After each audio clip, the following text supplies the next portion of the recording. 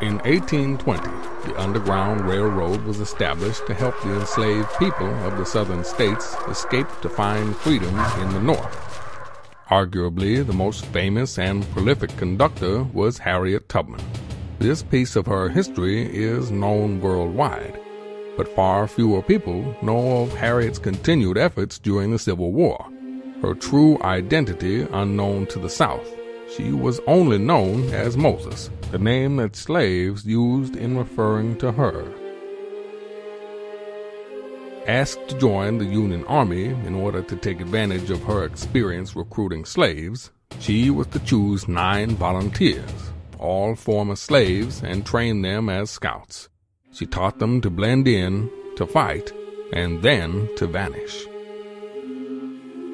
The Confederates knew them only as Moses Marauders. Thanks to the work of her marauders, Harriet devised an aggressive plan to rescue not just a few slaves at a time, but hundreds from the Confederate town of Colleton, South Carolina. The Union brass was impressed and planned to move forward on this plan. However, they doubted a woman could ever lead soldiers, colored or otherwise.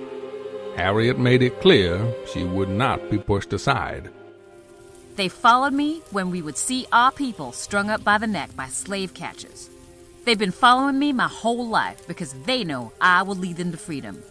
In all my years as a conductor on the Underground Railroad, I ain't never lost a passenger. Never. I don't intend to start now. And by God Almighty, the volunteers will follow me now. They'll follow me. And she was right.